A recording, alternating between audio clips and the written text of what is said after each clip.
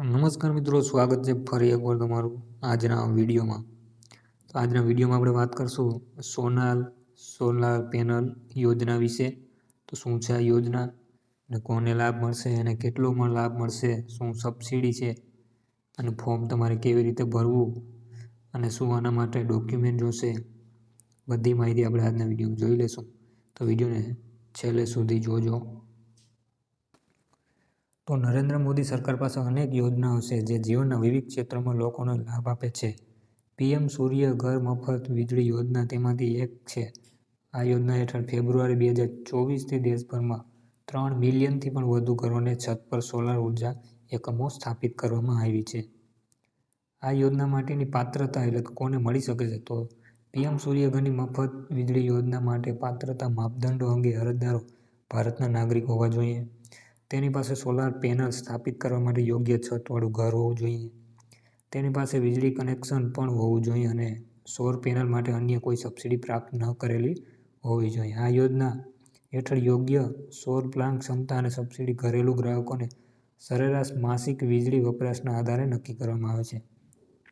ઉદાહરણ તરીકે 0 થી 150 યુનિટનો વપરાશ કરતા પરિવારો માટે 1 થી 2 કેવી ક્ષમતા માટે 30,000 થી 60,000 સુધીની સબસિડી ઉપલબ્ધ છે અને 150 થી 300 યુનિટનો વપરાશ કરતા પરિવાર માટે 2-3 કેવી ક્ષમતા માટે એટલે કે 60,000 થી 78,000 સુધીની સબસિડી ઉપલબ્ધ છે અને 300 યુનિટથી વધુ વપરાશ કરવા માટે 3 કેવી કે વધુ ક્ષમતા માટે મહત્તમ 78,000ની સબસિડી ઉપલબ્ધ છે. આ સબસિડી સીધી લાભાર્થીના બેંક ખાતામાં ટ્રાન્સફર કરવામાં આવે છે, જે સૌર સ્થાપનાની કિંમતમાં નોંધપાત્ર ઘટાડો કરે છે અને સ્વચ્છ ઉર્જા અપનાવવાને પ્રોત્સાહન આપે છે.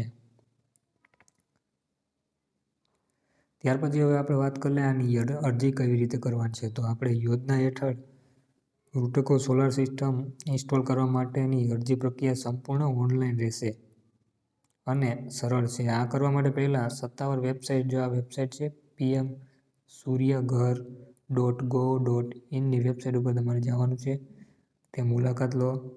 તમારા રાજ્યની DISCOM ગ્રાહક નંબર અને ઓનલાઈન નંબર દાખલ કરી નોંધણી કરો, લોગિન કરો અને OTP ચકાસો. પછી તમારી વ્યક્તિગત વિગત ભરો અને રૂફટોપ સોલાર એપ્લિકેશન ફોર્મ ભરો અને તેની સબસિડી માટે DISCOM તરફથી શક્યતા મંજૂરી મળ્યા પછી પોર્ટલ પર રજિસ્ટર વિક્રેત પસંદ કરો અને સોલાર પ્લાન્ટ ઇન્સ્ટોલ કરો. ઇન્સ્ટોલેશન પૂર્ણ થયા પછી પ્લાન્ટની વિગત અપલોડ કરો, નેટ મીટર માટે અરજી કરો, DISCOમને નિરીક્ષણ પછી કમિશનર પ્રમાણપત્ર મેળવો અને પછી સબસિડી મેળવવા માટે તમારી બેંકની વિગત અને રદ કરાયેલ ચેક સબમિટ કરો, જે સામાન્ય રીતે 30 દિવસની અંદર સીધા ખાતામાં આવશે. તમને ફોર્મ ઓનલાઈન ભરતા ના આવડે તો તમે નજીકના કોઈ કોમ્પ્યુટર સ્થળે પણ જઈ શકો છો.